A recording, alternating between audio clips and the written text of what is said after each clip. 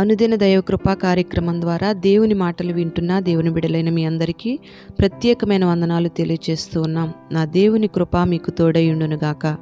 మనుషులందరూ కూడా మనుషులను సంతోష పెట్టాలని ఏవేవో ప్రయత్నాలు చేస్తారు, కొంత లాభాన్ని ఆశిస్తారు. కానీ అది వారి కొంతకాలమే ఉంటుంది, కొద్దిసేపు మాత్రమే ఉంటుంది.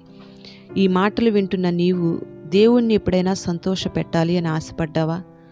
దేవుణ్ణి సంతోష పెట్టడానికి అనేక మంది వెండి బంగారాలను ఇస్తారు, స్థలాల్ని పొలాల్ని ఇస్తారు, దాన ధర్మ కార్యాలు ఎన్నో చేస్తారు. కానీ నీ వ్యక్తిగతమైన జీవితం అనేది చాలా ముఖ్యమైనది. నీ ప్రవర్తనను బట్టి నీవు దేవుణ్ణి సంతోషపరిచే వ్యక్తిగా ఉండాలి. ఆయన నీ యందు సంతోషిస్తే నీకు సకల ఆశీర్వాదాలను నా దేవుడు కుమ్మరిస్తాడు. మరి నీవు దేవుణ్ణి సంతోషపరచాలి అంటే ముందుగా నీ దేహం దేవునికి ఆలయంగా మార్చబడాలి. నీ హృదయంలో ఉన్న వ్యర్థమైన వాటన్నిటిని తొలగించి ఆత్మతో సత్యంతో ప్రభువును ఆరాధన చేయగలగాలి. పరిశుద్ధమైన జీవితం నువ్వు చేయాలి. మరి ఈ పరిశుద్ధమైన జీవితం ఎలా కలుగుతుంది అంటే రోమా పత్రిక 15వ అధ్యాయం 15వ వాక్యంలో అన్యజనులు అను అర్పణ పరిశుద్ధాత్మ వలన పరిశుద్ధపరచబడతారు అని రాయబడి ఉంది. మరి మీరు బుద్ధిమంతులుగా ఉండొచ్చు, వివేకవంతులుగా ఉండొచ్చు, జ్ఞాన సంపూర్ణులుగా ఉండొచ్చు, మంచివారే కావచ్చు, ఒకరికొకరు బుద్ధి చెప్పుకునే సమర్థులై మీరు ఉండొచ్చు. కానీ నీవు పరిశుద్ధపరచబడాలి అంటే మాత్రం అది పరిశుద్ధాత్మ ద్వారా మాత్రమే సాధ్యం. పరిశుద్ధాత్మ లేకుండా దేవుని చేత నీవు అంగీకరించబడలేవు. పరిశుద్ధాత్మ లేకుండా నీవు ప్రభువును చూడలేవు. పరిశుద్ధాత్మ ద్వారానే ఆయన సంపూర్ణతకు సమానంగా మార్చబడతావు. తన్ను అడుగు వారందరికీ పరిశుద్ధాత్మను నిశ్చయంగా అనుగ్రహిస్తానని దేవుడు వాగ్దానం చేశాడు. మరి మనం ఆ పరిశుద్ధాత్మను పొందుకునే కృపాకాలంలో ఉన్నాం.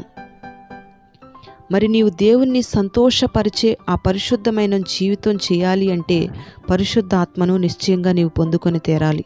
మన ప్రభువైన యేసుక్రీస్తు అంటారు కదా, ఆయనకి ఇష్టమైన కార్యాలే నేను ఎల్లప్పుడూ చేయుదును అని. అందుకే తండ్రి తననెప్పుడు కూడా ఎల్లప్పుడూ ఒంటరిగా విడిచిపెట్టలేదు.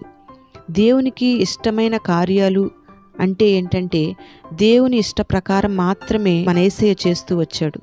దేవునికి ఇష్టమైన కార్యాలు మాత్రమే యేసయ్య ఈ భూలోకంలో చేస్తూ వచ్చాడు. తండ్రి చెప్పిన సంగతులను, ఆయన రాజ్య సువార్తను గూర్చి ఈ భూలోకంలో బోధిస్తూ వచ్చాడు. తండ్రి చిత్తాన్ని మాత్రమే చేశాడు. పాపాన్ని అసహించుకున్నాడు, బాప్తిస్మం పొందాడు, పరిశుద్ధాత్మ చేత నింపబడ్డాడు, పరిశుద్ధంగా జీవించి ప్రభువును మాత్రమే సంతోషపరిచాడు. మరి ఈ మాటలు వింటున్న నీవు కూడా పాపాన్ని అసహించుకొని పాపం చేయకుండగా మారు మనసుతో కూడిన బాప్తిస్మం పొంది దేవుని యొద్ద నీవు విన్న వాటిని, నేర్చుకున్న వాటిని అనుసరిస్తూ ఆయనకిష్టమైన జిహ్వ ఫలాల్ని అనుభవిస్తూ ఉండాలి. పరిశుద్ధాత్మలో ఆనందిస్తూ పరిశుద్ధాత్మలో ప్రార్థించే వ్యక్తిగా నువ్వు ఉండాలి. పరిశుద్ధాత్మ ద్వారా కలుగుతున్న పరిశుద్ధతను నా దేవుడు నీకు అనుగ్రహించునుగాక. ప్రార్థన.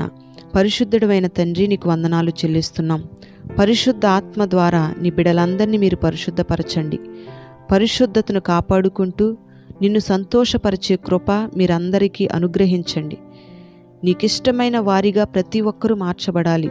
మారు మనస్సు, బాప్తిస్మం, పరిశుద్ధాత్మ అభిషేకం ప్రతి ఒక్కరికి మీరు అనుగ్రహించండి. నీ మాటలు విన్న నీ బిడ్డలందరినీ మీరు పేరు పేరున దీవించండి. ఈ దినమంతా నీ ఆత్మ నడిపింపుకు నీ బిడ్డలు అప్పగించుకోవాలి. నీ ఆత్మ సహాయం ద్వారా నీ బిడ్డలు నడిపించబడాలి. నీ ఆత్మ ద్వారానే సమస్త కార్యాలను నీ బిడ్డలు చూడగలుగునట్లుగా మీరు కార్యాలు చేసి మహిమ పొందమని నజరేయుడైన యేసు నామంలో ప్రార్థిస్తున్నాము తండ్రి. ఆమేన్.